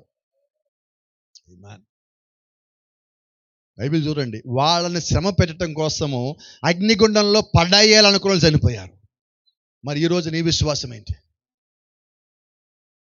వాళ్ళు మంటలు వేసి అలాగే ఉన్నారు. ఈ రాత్రి ఇంకో మాట కూడా చెప్పని, నీకు సమస్యలు వచ్చినప్పుడు, ఇబ్బంది వచ్చినప్పుడు, నువ్వు రకరకాల పరిస్థితుల్లోకి వచ్చి పడ్డప్పుడు జ్ఞాపకం పెట్టుకో, దేవుడు నీ పరిస్థితి మార్చడు. ఏంటంటే అది? దేవుడు నీ పరిస్థితిని మార్చడు, అయితే దేవుడు నీ పొజిషన్ మారుస్తాడు. పరిస్థితి అలాగే ఉంటుంది, నీ పరిస్థితి పొజిషన్ మారుస్తాడు. సింహాల గుహలో దానియేలు ఉన్నాడా లేడా? దానిలో పడనీయకుండా దేవుడు ఆపాడా? షద్రకు మేషకు అబేద్నెగోల్ని మంటల్లో పడనీయకుండా ఆపాడా? యోసేపుని గుంటలో పడకుండా, జైల్లో పడకుండా ఆపాడా? ఆపలా. అయితే దేవుడు అక్కడ పక్కనే ఉన్నాడు, గుహలో పక్కనే ఉన్నాడు, మంటల్లో పక్కనే ఉన్నాడు, జైల్లో పక్కనే ఉన్నాడు, ఆ గుంటలో పక్కనే ఉన్నాడు. పైకి నిలబెట్టేంత వరకు దేవుడు అక్కడే పక్కన ఉన్నాడు. ఈ రాత్రి నీకు అదే మాట చెప్తున్నా, షద్రకు మేషకు అబేద్నెగోల దేవుడే ఈ రోజు నా దేవుడై ఉన్నాడు, యోసేపు దేవుడే నా దేవుడై ఉన్నాడు, దానియేలు దేవుడే నా దేవుడై ఉన్నాడు. నీ దేవుడు కూడానా? నీ దేవుడు కూడానా? సరిపోలేదు నాకెందుకు? ఇంకా వాళ్ళందరూ ఒకటే నమ్మాడు. యోసేపు ఒకటి నమ్మాడు, నా దేవుడికి నా గురించి ఒక ఆలోచన ఉన్నది. దానియేలు ఒక మాట నమ్మాడు, నా దేవుడికి నా గురించి ఒక ఆలోచన ఉన్నది. షద్రకు మేషకు అబేద్నెగోల ఒక మాట నమ్మాడు, నా గురించి నా దేవుడికి ఒక ఆలోచన ఉన్నది. అందుకని వాళ్ళు భయపడలా, అందుకని వాళ్ళు తొణకెలా, బెణకెలా, సనగల, గొనగల. ఈరోజు మనము కూడా అటువంటి విశ్వాసం కలిగి ఉంటే దేవుడు గొప్ప కార్యములు చేయడా, మనల్ని కూడా సాక్షులుగా నిలబెట్టడా, మనల్ని బట్టి అనేక మందిని మార్చడా. ఒక్క శద్రకు, మేషకు, అబేద్నెగోలు దేవుడి కొరకు నిలబడిన దాన్ని బట్టి దేవుడు చేసిన కార్యం ఏంటో తెలుసా? ఆ దేశం మొత్తం మార్చాడు, ముగ్గురిని బట్టి. మరి మన ఊరిలో కూడా ఒక ముగ్గురు అలా నిలబడితే ఊరంతా మారదా? దేశం సంగతి తర్వాత ముందు ఊరైతే మారుతుంది కదా. ఈరోజు దేవుడు ఒక్కొక్కళ్ళని కుటుంబం నుంచి పిలుస్తున్నాడు. ఆయన ఎవరిని పిలిచాడో వారు పూర్తిగా మారు మనసు పొంది, ఒప్పుదల కలిగి, దేవుడు యొక్క వాక్యానికి లోబడి ఆయన వైపు పరిపూర్ణంగా తిరిగితే అప్పుడు దేవుడు ఆయన యొక్క చిత్తం ఏంటో నీకు తెలియజేస్తాడు. అప్పుడు దాకా ఆయన నీకు తెలియచేయడు. నువ్వేదో చర్చకొచ్చి వెళ్ళిపోతున్నంత మాత్రాన దేవుడు నీకు అన్ని సంగతులు తెలియచేయడు. నువ్వు మారు మనసు కలిగి ఉండాలి, ఒప్పుదల కలిగి ఉండాలి, వాక్యానికి లోబడాలి. అప్పుడు ఆయన యొక్క చిత్తం నీకు తెలియజేస్తాడు. ఆమేన్. నిజమేనా కదా? కొద్ది సంగతులు బైబిల్ మీకు త్వరగా చూపించండి. మరి సమయం స్పీడ్గా వెళ్తుంది, నాకేమో టైం తెలియదు ఎంతసేపు మాట్లాడాలో. వాళ్ళిద్దరు ఎవరు? కొంచెం ఫాస్ట్గా చెప్పండి. ఎవరాళ్ళు? Naomi, Ruth. Praise the lord. ఇలా చూడండి, నయోమి ఆ ఊరు వదిలిపెట్టి బయటికి వెళ్ళిపోతా ఉంటే నయోమి అనుకున్నది నాకు ఇక్కడ ఏమీ లేదని వెళ్ళిపోయినది. అయితే నేనంటున్నాను, నయోమి వెళ్ళేటప్పుడే నయోమి గురించి దేవుడికి ఒక ఆలోచన ఉన్నది. నిజమేనా?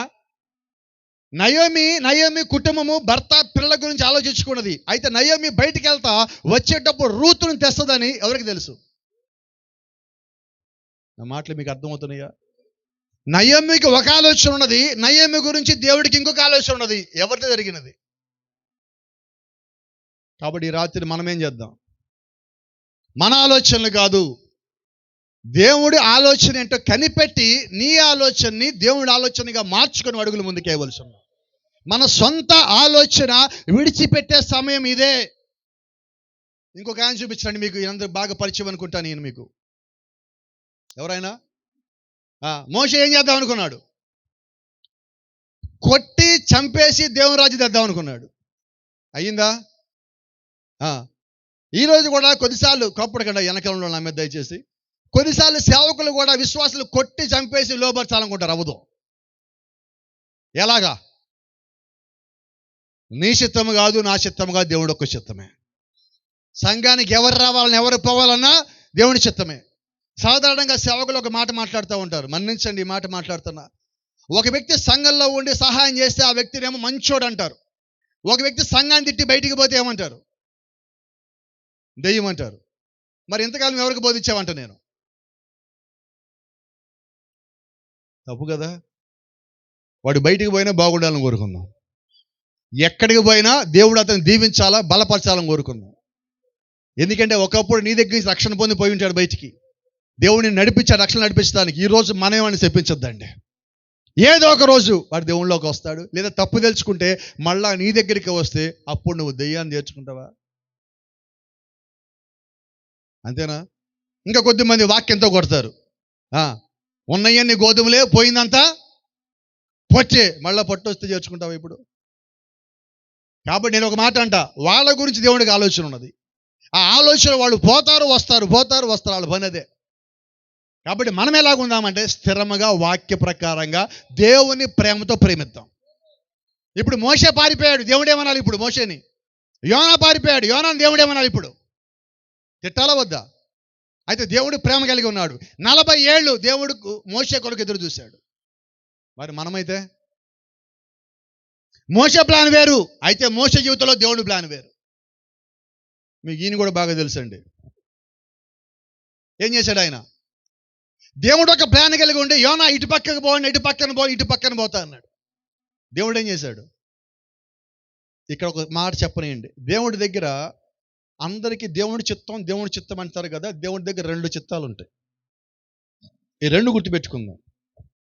ఒకటి అనుమతించబడిన చిత్తము, 2 పరిపూర్ణ చిత్తము. ఏంటండి అది? Permissive will, perfect will. అనుమతించబడింది, పరిపూర్ణమైనది.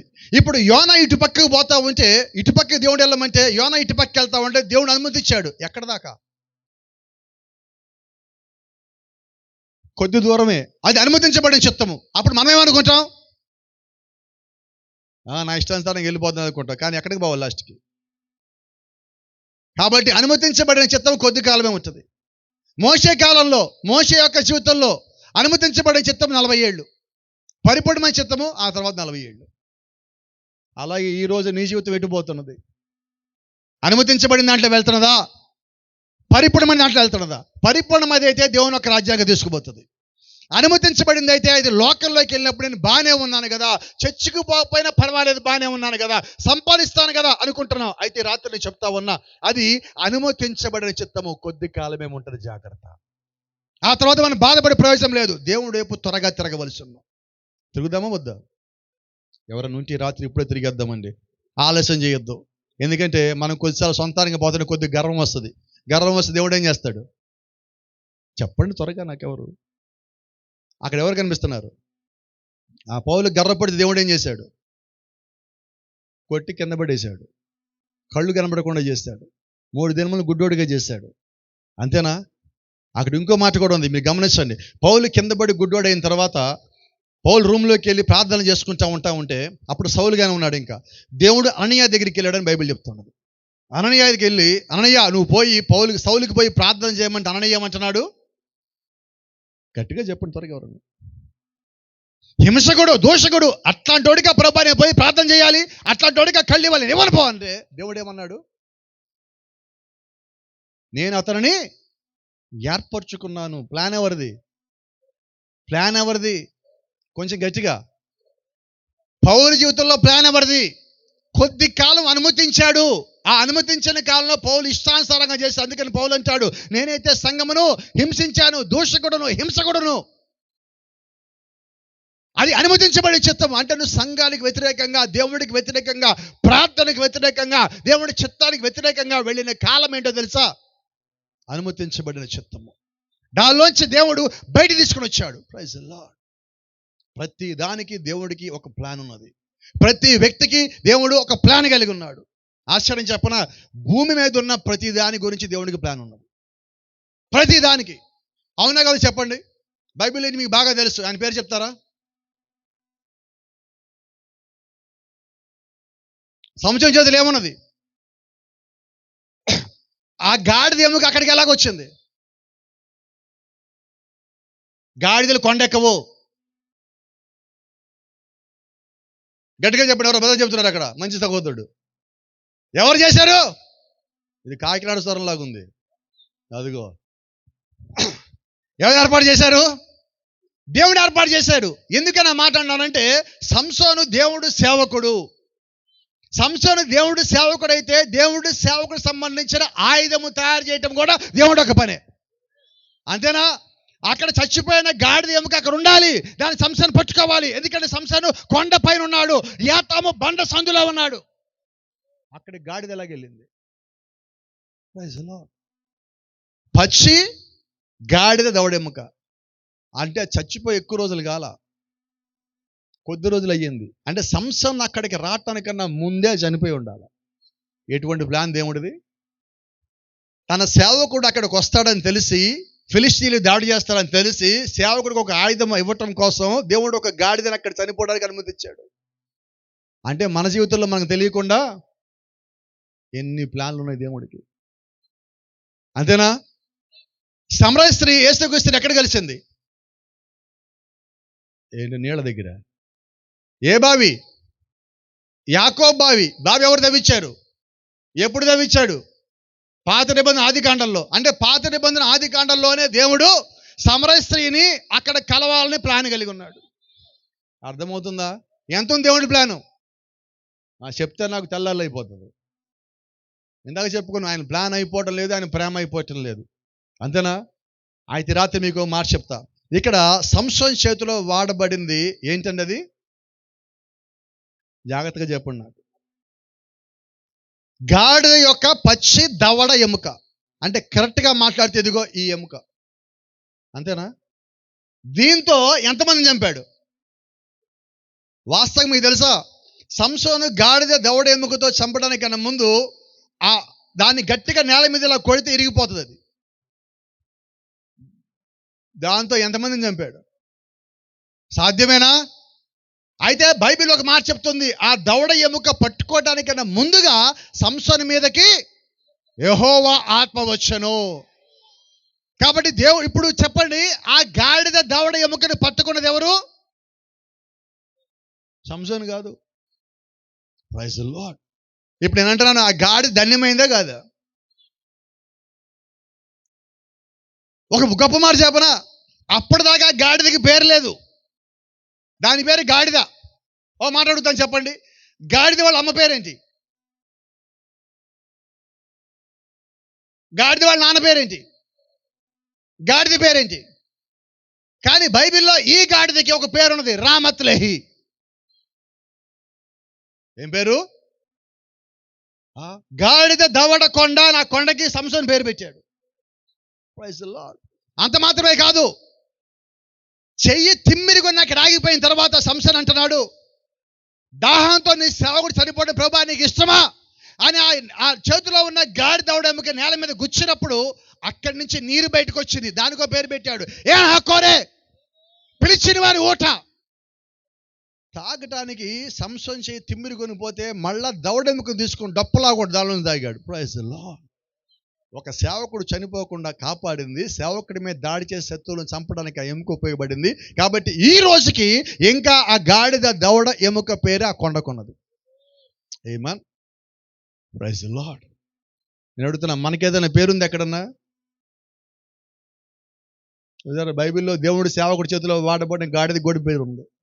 మనం కూడా ఇక్కడ వెనకాల ఇంతమంది సేవకులు ఉంటే వాళ్ళ చేతిలో కూడా వాడబడితే మనకు కూడా ఏదో ఒక పేరు వస్తుంది కదా. ఎవరు రెడీగా ఉన్నారు అలాగా? ఎందుకుంటారు మీరు? ఒక మాట జ్ఞాపకం చేయండి. ఇప్పుడు మీకు తెలిసిన ఒక వ్యక్తిని పరిచయం చేస్తాను, చూడండి. ఇతను ఎక్కడన్నా కనిపిస్తే, మీ ఏరియాలో తిరుగుతున్నాడు ఈ మధ్య. కనిపించాడు ఎక్కడన్నా? కొద్దిమంది అనుమానం చూస్తాను నాయపు. చెప్పే కదా మీ ఏరియాలో తిరుగుతున్నాడని. కనిపించాడా లేడా? Praise the lord. ఆమేన్. ఎక్కడి నుంచి దేవుడు తెచ్చాడు? ఇప్పుడు మాట్లాడుకుందాం మనం. ఇప్పుడు దా చెప్పేదంతా మీకు అర్థమైంది అనుకుంటాను. ప్రతి వాడి జీవితంలో దేవుడికి ఒక ప్లాన్ ఉంటుంది. మోషే గురించి దేవుడికి ప్లాన్ ఉన్నది, నయమి గురించి ప్లాన్ ఉన్నది, పౌలు గురించి ప్లాన్ ఉన్నది, దానియేలు గురించి ప్లాన్ ఉన్నది. Praise the lord. నేను అంటాను, వాళ్ళతో పోల్చుకునేంత గొప్పవాడిని కాకపోవచ్చు, కానీ ఇందాక మీరు చెప్పా, గాడిద గురించి కూడా దేవుడికి ప్లాన్ ఉంది. నేను ఆ గాడితో పోల్చుకుంటున్నా ఈ రాత్రి. గాడిద గురించి దేవుడికి ప్లాన్ ఉంటే నేనంట నా గురించి కూడా ఉంటుంది కదా. మేడి చెట్టు గురించి ప్లాన్ ఉన్న దేవుడు, యాకోబు బావి గురించి ప్లాన్ ఉన్న దేవుడు, ఏలా లోయలో ఉన్న 5 రాళ్ల గురించి కూడా ప్లాన్ కలిగిన దేవుడు. నేనంటున్నా నా గురించి కూడా ప్లాన్ ఉంటుంది కదా. ఉంటుందా? గొప్పలతో మనం పోల్చుకోవద్దండి. కింద ఏముందో దాంతో మనం పోల్చుకుంటే పోలా. అన్నిటికైనా తక్కువ దాంతో మనం పోల్చుకుందాం. వాస్తవంగా దానికి కూడా నేనైతే పనికిరానంట. ఎందుకో తెలుసా? దీనికన్నా ముందు జీవితం చెప్పాలి కదా. ఇప్పుడు మొఖాలు చూడండి ఎట్లుంటాయో. ఎవరున్నారు ఇద్దరు అక్కడ? వినపడలేదండి. చూసారు అంత బాగా చెబుతున్నారు. ఫిలిప్పీలు 1:21 ఏంటండి? ఫిలిప్పీలు రాసిన పత్రిక 1:21 ఏమున్నది? ఎక్కడ రాదే ఇప్పుడు చప్పుడు? నా మటుకైతే అది మనం క్రైస్తవులు అయ్యాక ఇది రావాలి, అది గుర్తుకు రావద్దు. నా మాటలు మీకు అర్థమవుతుంది. అంటే మన మీద లోకం యొక్క ప్రభావం ఎంత ఉందో మీకు జ్ఞాపకం చేస్తున్నా. గమనించండి, సినిమా ఇండస్ట్రీలో ఆ స్థితిలో ఉండి ఈరోజు ఇక్కడ ఈ స్థితిలోకి రావటానికి నేను అంటాను దేవుడి కృపే కారణం అంట. Praise the Lord. ఎందుకని ఈ మాట చెప్తానంటే, ఇక్కడ మీకు చిన్న సంగతి జ్ఞాపకం చేయాలా. చూడండి, మీకు బాగా కనబడతాడు ఇతను. కొద్దిమంది సీరియస్ చూస్తాడు, తల మీద జుట్టు లేదండి. నాకు నా తల మీద జుట్టు అంటే చాలా ఇష్టం ఒకప్పుడు. ఇప్పుడు ఏమైంది? వినపడలా. బైబిల్లో దేవుడు చెప్పిన మాట మళ్ళా మేము చెప్తున్నా, నీకు దేవుడి కన్నా ఏదన్నా ఎక్కువ ఇష్టమైతే అది పోద్ది. మరి ఈ రాత్రి మనం ఏం చేద్దాం? చర్చి కన్నా నీకు ఏదైనా ఇష్టమైతే కోపం తెచ్చుకోమాకండి. కొద్దిమంది చర్చికి వచ్చిన తర్వాత కూడా ఫోన్లో మాట్లాడుతూ ఉంటారు. సంఘములో పరిశుద్ధాత్మ చేత దేవుడు యొక్క సేవకుడు మాట్లాడుతూ ఉంటే పరిశుద్ధాత్మ చేత మాట్లాడుతున్న సేవకుని యొక్క స్వరం కన్నా నీకు ఇంకా ఏది ఎక్కువ కావద్దు. ఒకవేళ అలాగ మాట్లాడావంటే అర్థం ఏంటి తెలుసా? పరిశుద్ధాత్మ కన్నా నాకు ఫోన్లో వ్యక్తి ఎక్కువ అని చెప్పటం. కాబట్టి ఈ రోజు నుంచి మనం ఏం చేద్దాం? చర్చికి వెళ్ళామా, ఫోన్లన్నీ ఆపాలా. ఎందుకంటే దేవుడు అన్నిటికన్నా పైన ఉండాలి. దావీదు అంటాడు, ఎందుకని ఆ యుద్ధాలు ఓడిపోనంటే నేను అన్ని విషయాల్లో దేవుడు నా ముందు ఉంచానన్నాడు. ఈరోజు నిజంగా నువ్వు క్రైస్తవుడు అయితే ప్రతి సమయంలో నువ్వు దేవుణ్ణి ముందుంచవలసి ఉన్నావు. ఆయన యొక్క రాజ్యానికి వెళ్ళాలంటే ముందు నువ్వు ఆయన్ని పెట్టాలి, ఆ తర్వాత నువ్వు వెనకాల నడవాలి. దేవుని యొక్క కృప, ఆయన యొక్క చిత్తము నువ్వు కనిపెట్టాలంటే ప్రతి సమయంలో నువ్వు ఆయన ముందు ఉంచవలసి ఉన్నావు. నేను కూడా ఇండస్ట్రీలోకి వెళ్ళినప్పుడు నేను ఉద్యోగం చేసుకుంటూ నాకంటూ ఓన్గా ఒక ప్రొడక్షన్ సెంటర్ పెట్టుకుంటూ ఒక 12 ట్రైనింగ్ సెంటర్లు ఉంటూ సినిమాలో ఒక ప్రయత్నం చేశా. ఏంటి ప్రయత్నం అంటే చాలామంది ఆ ఫోటోలు చూడగానే ఏదో అనుకుంటారు. అది కాదండి, నేను సినిమా ఇండస్ట్రీలోకి వెళ్ళాలనుకున్నది ఒక విలన్గా వెళ్దాం అనుకున్నా. ఏంటది? విలన్ అంటే మంచి పనులు చేయాలా, చెడ్డ పనులు చేయాలా? ఇప్పుడు నా ఆలోచన ఏంటి? నా లాస్ట్కి ఏమైంది చెప్పరు ఎవరు? యోనా ఎటు వెళ్దాం అనుకున్నాడు? మోషే ఏం చేద్దాం అనుకున్నాడు? నా పరిస్థితి కూడా ఇంచుమించు కదే. వాళ్ళతో పోల్చుకోవడం తగ్గకపోయినా సంగతి ఏంటో తెలుసా? పెద్ద విలన్ అయిపోదాం అనుకున్నాను. చూడండి, హెయిర్ స్టైల్స్ ఎలా కూడా మీరు గమనించే ఉంటారు. మంచిగా 6 ప్యాక్ మెయింటైన్ చేసేది, గుర్రపు స్వారీ, ఇదిగో పైన సుమారుగా దీని ఎత్తు నుంచి కిందకి దూకేయగలను. అలాగా kick boxing, karate, black belt అన్నీ మంచిగా ఉన్నాయి. ఇప్పుడు ఏమైంది? 6 ప్యాక్ పోయింది, ఫ్యామిలీ బ్యాగ్ వచ్చింది. ఏం జరిగినది? నేను ఎప్పుడో మాట చెప్తా, నీకు ఏం అవసరమో దేవుడు ఎరుగున్నాడు. మన సొంత ఆలోచనలు చేసి కొన్నిసార్లు అటు ఇటు పరిగెత్తుతూ ఉంటాం. అదంటనా అనుమతించబడిన చిత్తము. దేవుడు రమ్మని పరిచయం చేయమంటే నేను అంటున్నా, నేనేంటి ఇచ్చే బైబిల్ పట్టుకోవటం ఏంటి? ఇది నా పరిస్థితి. ఎందుకంటే పుట్టుకతో బేపనడుగా పుట్టాను కదా. శివాలయం గుళ్ళో పూజారిగా ఉన్న కొంతకాలం. మాకు ఇప్పటికీ గుంటూరులో సొంతగా శివాలయం ఉంది, మా అమ్మ దాంట్లోనే ఉంటుంది. మరి గుంటూరు యూత్ క్యాంప్కి వచ్చిన వాళ్ళు ఎవరిని ఉంటే చేయొద్దండి ఒకసారి. వాళ్ళు చూశారు కదా, మీ అందరూ మీరే సాక్షులు. ఇప్పటికే ఉన్నది. అక్కడి నుంచి తెచ్చి దేవుడు ఈ రోజు ఈ రాత్రి ఇక్కడ కూర్చోబెట్టాడు.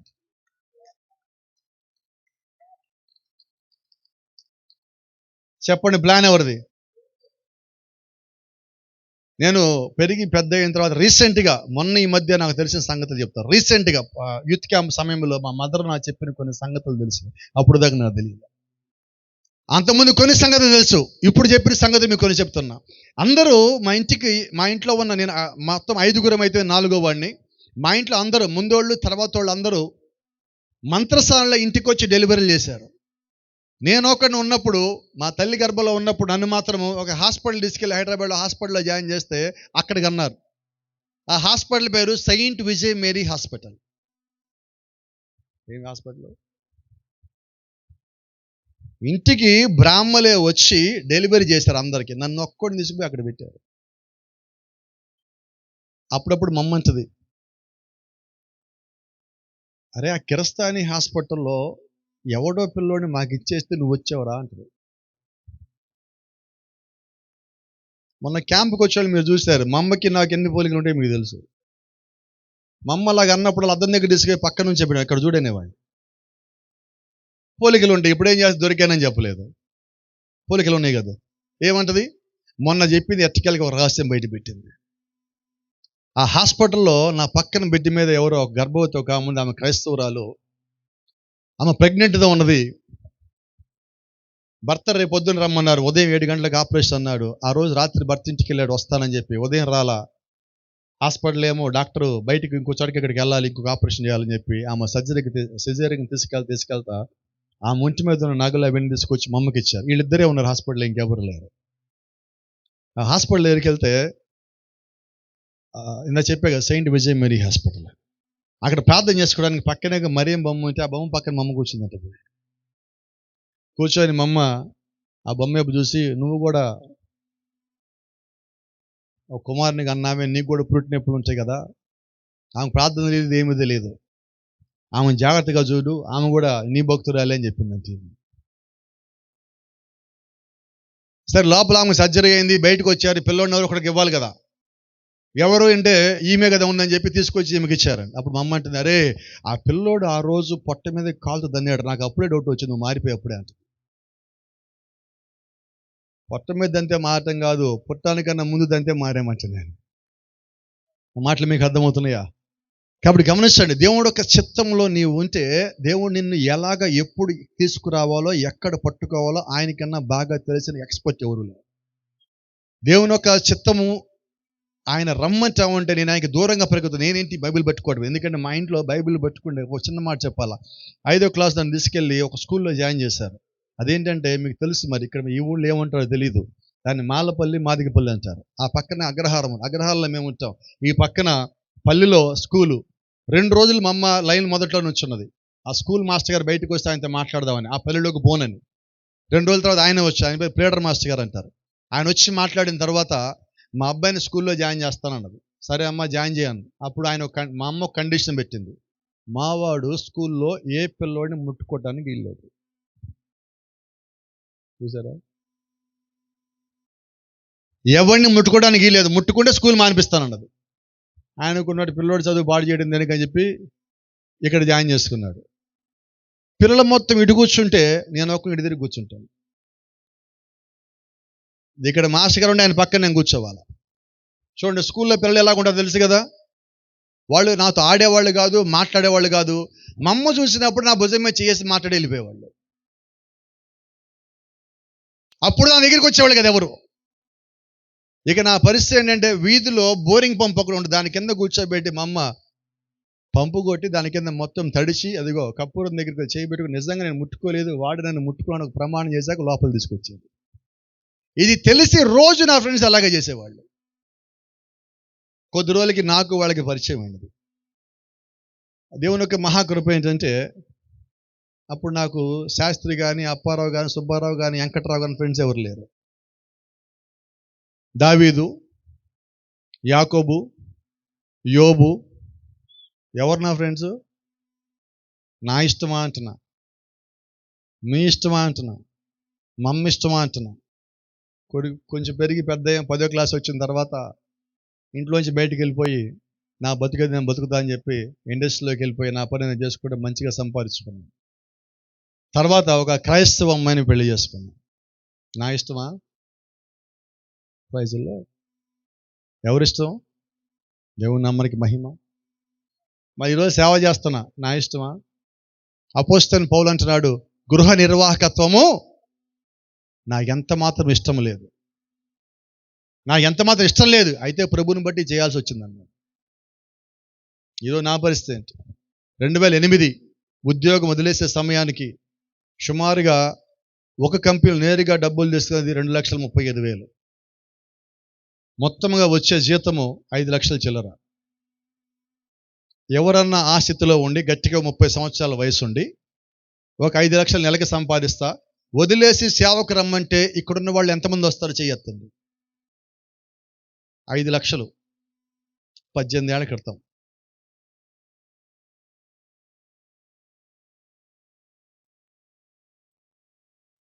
అంటే సేవకులు అంటే సంపాదించడానికి రారు, సంపాద వదులుకొని కూడా వస్తారు.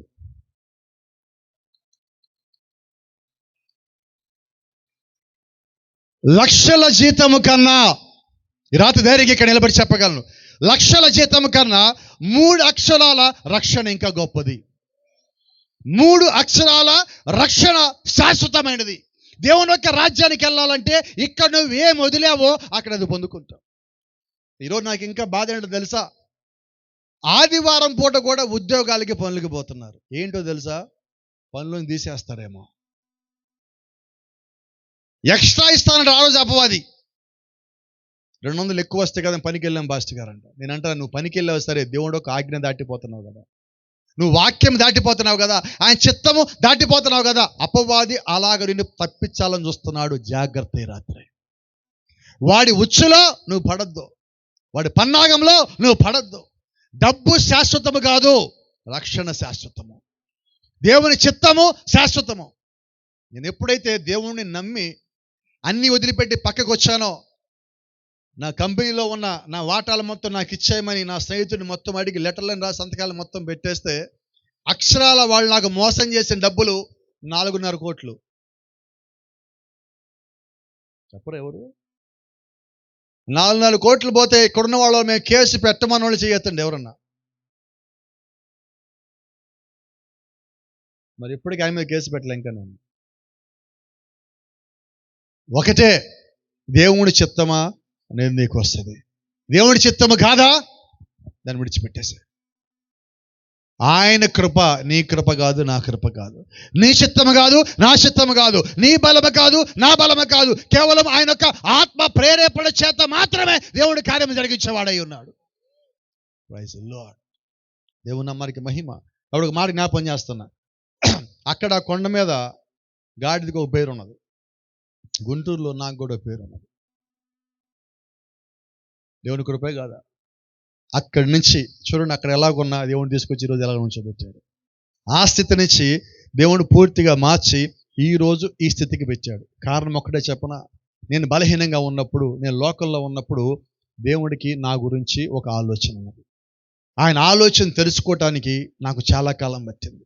ఎప్పుడైతే ఆయన చిత్తం కనిపెట్టానో, దేవుడి యొక్క కృప నా పట్ల ఉన్నదని నాకు ఎప్పుడైతే తెలిసిందో, నా జీవితము కొంచెం కొంచెం మార్చుకుంటూ వచ్చా. ఒకేసారి మారలా నా జీవితము, ఒకేసారి వదిలిపెట్టలేకపోయాను లోకాన్ని. అయితే ప్రభువుని ఒక్కటే అడిగా, మోకాళ్ళ మీద దేవుణ్ణి అడిగా. 5 సార్లు బైబిల్ మోకాళ్ళ మీద చదవటానికి దేవుడు నా సహాయం చేశాడు. అది గొప్ప అని చెప్పటలా, దేవుడు చేసే సహాయం అని చెప్తున్నా. ప్రార్థించిన ప్రతిసారి, బైబిల్ పట్టుకున్న ప్రతిసారి నా లోపల నుంచి ఒక్కొక్కటి బయటికి పోతా ఉన్నది, ఒక్కొక్కటి బయటికి పోతా ఉన్నది. ఎక్కడ దాకా దేవుని తీసేశారంటే, ఆయన చిత్తం ఏంటో నాకు తెలిసేదాకా దేవుడు నన్ను కొడతానే ఉన్నాడు. ఒక మాట చెప్పాలా, దేవుడు సేవ చేయమంటే సేవకు దూరంగా పరిగెత్తా ఉంటే దేవుడు ఒక్కటే దెబ్బ కొట్టాడు. నాకు జ్ఞాపకం ఉన్నది. 3 నెలలు మంచం మీద ఉన్నా, నడుము దగ్గర నుంచి కింద కాళ్ళు మొత్తం చచ్చుబడిపోయి కదలలేకుండా 3 నెలలు ఉన్నా మంచం మీద. 3 నెలలు ఇక కదలలేనేమో, నా జీవితం మొత్తం అయిపోయింది అనుకున్నా. అప్పుడు దేవుడు మాట్లాడుతున్న మాటలు జ్ఞాపకం చేసుకుని ఒకటే మాట అనుకున్నా, ప్రభువా ఇక్కడి నుంచి లేస్తే మాత్రం నీ పనిలో. ఆ రోజు చదవటం ప్రారంభించిన బైబిల్ ఈ రోజు కూడా ఆగల. ప్రతిరోజు బైబిల్ అలాగ వెళ్తానే ఉండదు. ఇందా మీకు ప్రారంభంలో చెప్పా, ప్రతిరోజు నువ్వు బైబిల్ చదువు, దేవుడు యొక్క ఆలోచన, ఆయన ప్లాన్ ఏంటో నీకు తెలియచేస్తాడు. అప్పుడు నీ ప్లాన్ మారుతుంది. దేవుడు యొక్క ప్లాన్లో మన కొరకు ఉన్నది విమోచించు నిమిత్తము దేవుడు ఒక ఆలోచన కలిగి ఉన్నాడు. వెనకాల రాసినట్టుగా దేవుని యొక్క రాజ్యము నిమిత్తము దేవుడు ఒక ఆలోచన కలిగి ఉన్నాడు. ఆ రాజ్యము నిర్మించడానికే దేవుడు కిందకి దిగి వచ్చాడు. ఆ రాజ్యంలోకి వెళ్ళే వాళ్ళ కొరకే దేవుడు రక్తము కాచాడు. దాని కొరకే ఆయన మన పాపాలు తీసేశాడు. దాని కొరకే ఆయన శిలువ మరణం పొందాడు. దాని కొరకే ఆయన సమాధిలోకి వెళ్ళాడు. దాని కొరకే ఆయన సమాధిని జయించి బయటకు వచ్చాడు. దాని కొరకే ఆయన మరణాన్ని జయించి బయటకు వచ్చాడు. దాని కొరకే పాతాళంలో వాళ్ళ యొక్క తల్లిదండ్రిని వాడి దగ్గర నుంచి పాతాళం యొక్క తాళం చెవులు తీసుకొని బయటకు వచ్చాడు. అన్నిటికీ దేవుడి దగ్గర ఒక ప్లాన్ ఉంది. దేవుడు బైబిల్లో అన్ని కార్యాలు ముగించాడు. ఇక ముగించాల్సిన కార్యం ఏంటో తెలుసా? త్వరగా చెప్పండి ఎవరన్నా. దేవుడు ఇంకోసారి కిందకి రానే ఉన్నాడు. ఈసారి దేవుడు వచ్చే దేనికో తెలుసా? ఆయన ఒక, అక్కడ కనిపిస్తా ఉందనుకుంటాం మీకు, ఆయన ఒక సంఘమును పైకి తీసుకుపోవటానికి. ఒక మాట చెప్పి ముగిస్తాను. దేవుని యొక్క వాక్యానికి లోబడితే, కట్టుబడితే, ఆయన చిత్తం కనిపెడితే, ఆయన యొక్క ప్రేమ నీకు అర్థమైతే, ఆయన యొక్క బైబిల్గా నువ్వు చదివితే, నువ్వు ప్రార్థన చేస్తే, మనసు పెడితే, విశ్వాసం కలిగి ఉంటే ఆయన చిత్తం ఏంటో నీకు తెలుస్తుంది.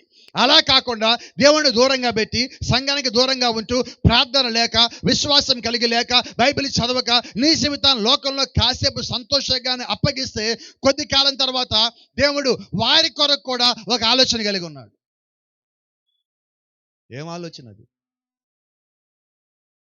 చెప్పరు ఎవరు? వాళ్ళంతా ఎక్కడికి వెళ్తున్నారు మీరు గమనించండి. వాళ్ళు ఎవరిని ఆపగలరా? ఎంత భయంకరంగా ఉంది అది. స్పష్టంగా కనబట్లేదా మీకు?